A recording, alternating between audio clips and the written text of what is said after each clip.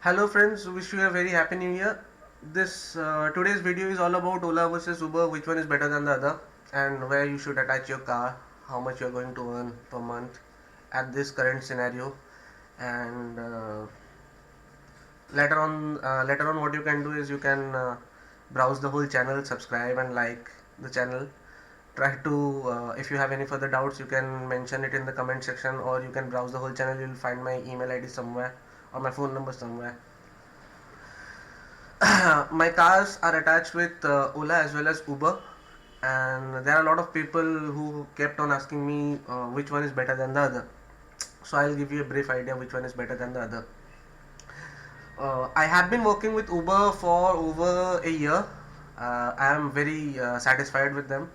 I am working with Ola over the past 2 months. I am again satisfied with them, but there are again some issues with Ola as well.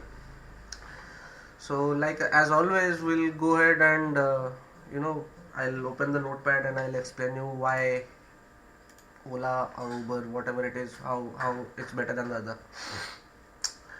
Uber right now has for some cabs they have removed the incentive, the MBG incentive plan.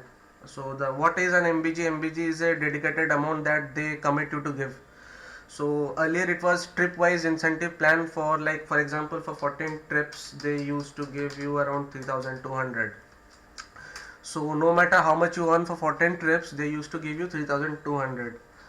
But now in some plans what they have done is they are not giving trip wise MBG. They are asking you to do a minimum of let's say 1600 net fare, for which they are paying somewhere around 3200. This is for one particular city.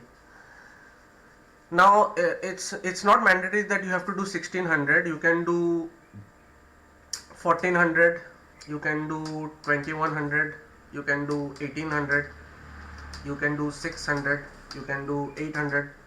So these are the net fares that you have to do. What is the net fare? Net fare is gross fare minus 23.4%. That's their commission plus taxes. Whatever the amount it is, it's let's say that's the net fare. So let's say the gross fare is 100 rupees. So 100 minus 24.3%. So 24.3 rupees, 100 minus 24.3 rupees, whatever it is, it's your net fare. So in a total of from anywhere between 4 a.m. to 4 a.m. the next day, 24 hours, you have to do, let's say, 1600 of net fare, for which they would be providing you 3200. Plus this is one of their plans, and the other plan is they are not paying you any kind of MBG. What they are doing is they are providing you with a guaranteed boost. What is a boost? Boost is like, let's say the fare is 100 rupees. They will provide you guaranteed boost of 1.7x, 2.0x, 1.5x. So let's say for 100 rupees, let's say you are right now you are in a schedule of 2x. So the peak hours is between 8 a.m. to 1 p.m. That's the peak hour in the morning. So you are guaranteed like 2x. That's the boost that you would be getting. So 100 into 2 is like 200 is your net fare, sorry, gross fare. They won't be deducting any kind of commission from that, so you are entitled for the whole 200 rupees fare. So and during the lean time, that's from 1 p.m. to let's say 4 p.m. it's 1.5x, and again in the evening it's like 1.7x up to night 12 o'clock. So there are different time zones in different cities, and there are different fares in different cities. So this is an overall idea how it works with Uber right now. And furthermore, this is not actually bad. This is good again, because if I'm making like earlier I used to make 14 trips, I used to get 3200. Then I used to make somewhere around 11 to 16 trips for 3200 for a net fare of 1600. There are times when I make 10 trips and I get 1600 net fare. Those are the times when you have high surge and stuff like that.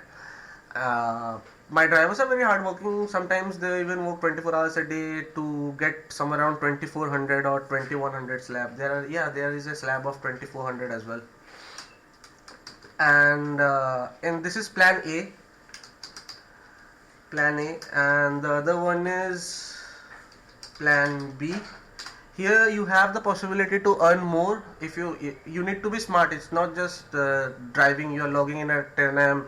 You're logging out at around 8 p.m. It's not like that. You have to be smart. You have to look out for an area with utmost demand and surge. And if you are committing like 12 to 14 hours, or even say like 18 hours a day, you can earn anywhere between 4,000 to 5,000 rupees per day. Yeah, that's Uber. Uber pays you weekly. Yeah, they pay you weekly on every Tuesday or Wednesday, and they give you a consolidated statement where you can check the trip fares. uh, you can calculate your own incentive. They have a detailed version of it, and it's very easy to understand. Even for a layman, it's very easy to understand. uh, if you have I would suggest, if you are attaching with Uber, you have to go with an Android phone. Don't go ahead with an expensive iPhone. Android phone works good. Any kind of Android phone with a standard of 1 GB or 2 GB RAM and a 4G connection would be exactly very good for Uber. Any kind of phone that you have, any kind of Android phone. Comparatively, when you go with Ola have the thing is, they will provide you with a device. That's the first thing. Okay, the first thing is they will provide you with a device. They call the phones as devices. So they will provide you with a device. The device would be locked totally. You can only open the Ola app in it. You cannot do anything else. It's good in a way or other. So you don't want your drivers to watch porn or something like that. So, and they cannot text you on WhatsApp, or you cannot call on that device. So it's only for Ola. The system will be locked, and they will provide you with a Samsung or a Micromax phone. You have to go to their office every other day with issues related to the device. Sometimes, like let's say most of the time, the device won't work, the navigation won't work, your trips will come, you will accept the trips, and again it will get cancelled. Okay, you will get multiple bookings of the same customer. Okay, or you will get multiple bookings of the different customer at the same time at the same location. Okay, sometimes the locations are overseas. It's sometimes in Bangladesh, it's sometimes in Nepal, sometimes it's in this place, Sri Lanka. So you get multiple bookings. So, and your driver would get frustrated more often due to this kind of problems. What you will do is, you will have problems, you will go to the Ola office. They will say that they are fixing the bug. Okay, they won't do anything. They will just normally update the phone and give it to you. You will come out, you will drive the same day, and then again the next day the same problem will persist. You will find a list of phones they have mentioned in their office. There would be like some around 20 or 30 phones that they have listed. Those are the compatible phones that they will say that we have a list of compatible phones. Unlike Uber, you can install it anywhere. The Ola, but in Ola you have, it's very complicated. Their app is very complicated. That will, they have like 5 different APIs for that same app.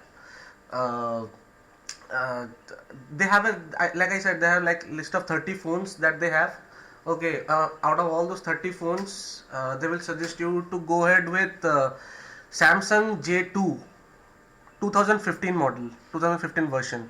Okay, now let's say friends, we are in 2017, Jan 13 it is, and if you're working with Ola and you're facing a device, you have to go out hunt for this particular phone, and I'm pretty sure you won't be able to find it easily or readily available anywhere unless and until you have a good unless you have a good hold in someone pretty well in this mobile market, any mobile shop or something. Until and unless you have very good friendship with such a shop, you won't be able to get one of those phones. So I managed to get one of these phones because I had my friends in this. I had a friend's mobile shop, and he took like somewhere around 7 to 8 days to grab me this phone, and it's working pretty nice right now. There are no hookups. But the problem with Ola is, suppose you are having a problem with your device, you have to go to their office, and you will be spending minimum like 2 to 3 hours over there. You have to travel down to their office. You have to sit over there. You have to wait for your queue. The phone will get updated. That will take around 45 minutes to an hour. and then again they will give you back, you will come out, and then again you have to start your trips. So normally a driver works between morning 8 a.m. to let's say night 12, and your device gives you a problem for like let's say 3 or 4 hours. You have wasted your 4 hours over there. Again in Ola's office you are wasting 4 hours. So in that scenario it would be very difficult to attain a minimum of like 14 trips. That would be harming your productivity as well. That's the first part. That's the first problem with Ola. I'll say you one good thing about Ola is they pay you daily. Yeah, apart from Sunday, if your cab is working every day, and if Ola owes you money, you would be getting daily payments in your account, 5,000, 4,000, 3,000. Even if it's 10 rupees, they'll pay you 10 rupees. Okay, yeah, that's been happening. You can check your bank statement. You can download their Ola app. They have a partner app over there on the Play Store. You can download it. You can track your vehicles. You can track your earning. And yes, the best part about Ola's app is it's very detailed. It's so detailed that you will get confused. You have to be very honest with you. It's so detailed that you will get confused. But the thing is, your driver cannot lie to you that he was on duty and he didn't get calls. It's not that, because you will get notification if it's offline, if it's off road, or whatever his location is. Okay, how many trips he took, how many trips he cancelled. There would be options where you can see why a rider cancelled a trip. Okay, that's pretty details. There are pretty much like 100% of things that you need to know would be there in the app, and due to so much of details in the app, you will start you will get confused. So it would take you a month or 2 or even let's say 3 to get well acquainted with their partners app. And I really appreciate the app because it's totally detailed. Unlike Uber just launched their fleet app few weeks ago I guess, or let's say a month ago, and it's not detailed, it's not that detailed. But Uber's app is totally detailed. Sorry, Ola's app is totally detailed, and they pay you daily. The minus point with Ola again, that I said you one good thing about Ola and one bad thing about Ola. The second bad thing about Ola is you will never get to understand their billing. So if you have to keep a check about the billing every day, it's become very hectic. If you are a fleet owner, like let's say if you have like few cars, then you won't understand what the billing is all about. Let's say how we do the billing is in Uber as compared to Uber. Let's say I did a net fare of 1600 rupees, so and I collected a cash of let's say 600 rupees. Okay, so 3200 minus 600 rupees is how much? 2600. 2600 is what they owe me. Is what I'm supposed to expect in my bank account. But as compared to Ola, it's confusing. For a MBG of let's say 3000 for 14 trips, if you make 3200 or let's say 3000, right now I'm getting 2960 rupees for 14 trips. So if you make 14 trips and let's say 2960, you collected 960 rupees. So Ola owes you 2000 rupees, but on the next day when you check your bank account, you would be getting somewhere around 3000. Or let's say 4,000, or even you can expect 500 rupees.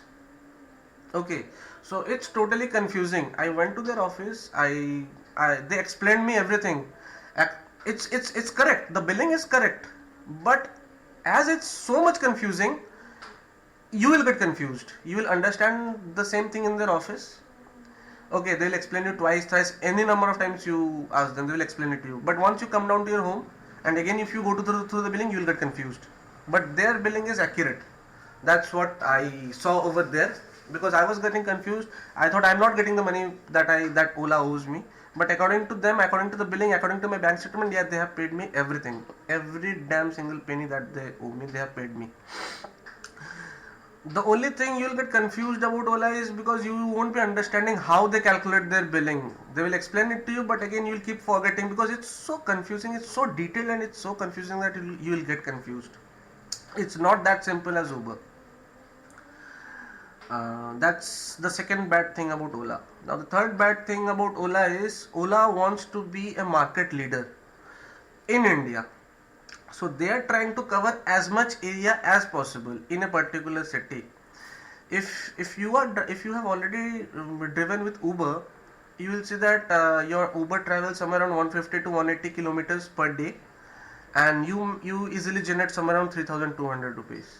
Okay, but with Ola you would be doing a minimum of 200 kilometers per day, and again it's not assured that you are earning 14, like for 14 trips 3002 or 2960 rupees. It's not again sure, because for 11 trips my car once traveled like 235 kilometers.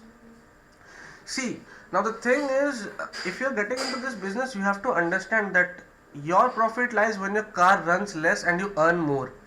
Okay, it's not about the trips here. It's how much you're earning and how less your car is driving. That's the first thing that you need to, see. There are people who say that in Uber the boost plan they are not giving an MBG. Okay, but in Ola they are giving MBG for 14 trips. I can easily earn somewhere around 3000 rupees. But in Uber it's not a guarantee that how much I am earning. Yes, they are not guaranteeing you in a particular plan that how much you can earn, but they are giving you a very good option. They are not taking the commission out of it. Okay, in the surge and boost plan that I said, without the MBG, they are not taking their commission out of it. They are giving you a double surge or 1.7x surge, or sorry, boost, or 1.5 boost. It's really good. You can earn even more than MBG that you can, that you have.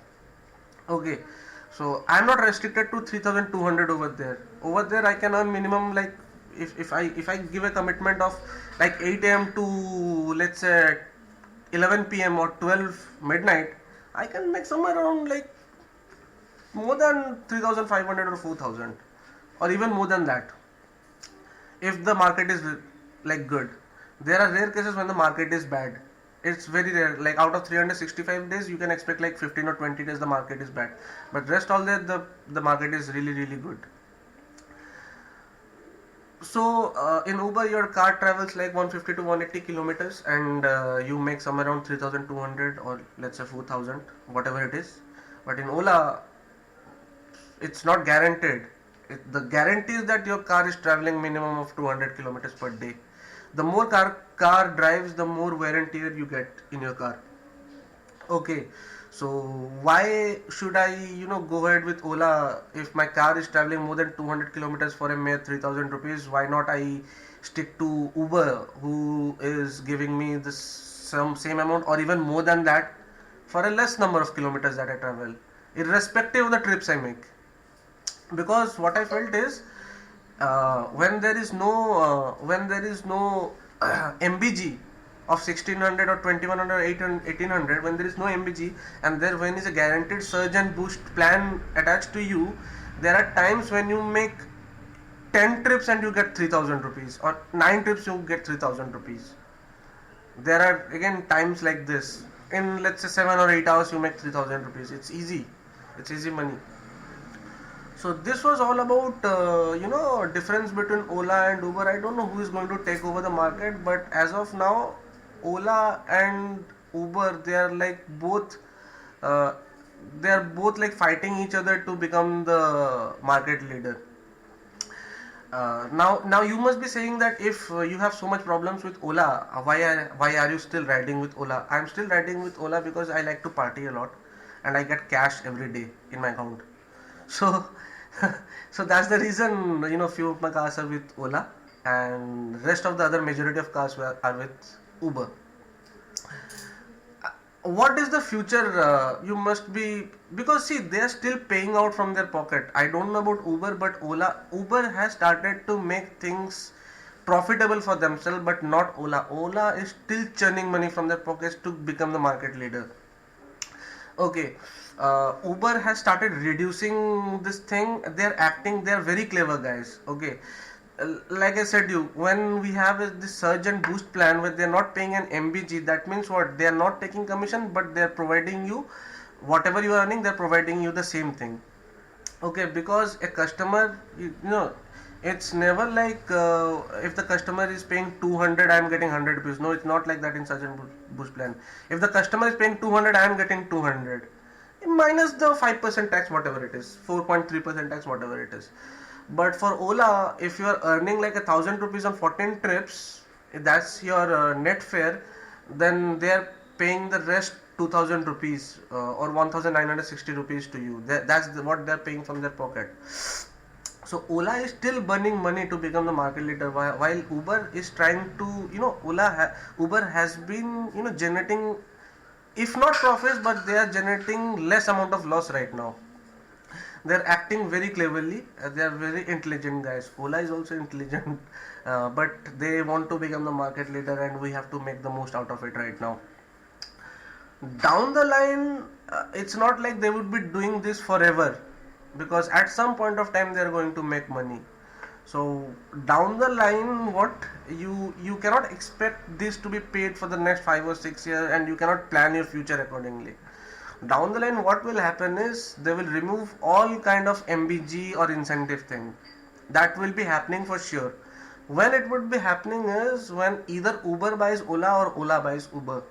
I think it's very less possible that Ola is buying Uber. Uber has the much capacity to buy Ola in India. I don't know what happened in China, but Uber had like 10% of market share, but in India, Uber has like 50% of market share in all the cities that it's covering. And it's increasing its cities day by day. It's in Bhubaneswar, it's in Bihar, I guess. It's in Odisha, it's in Bihar, it's in Assam. So these are the cities they Uber has been getting into.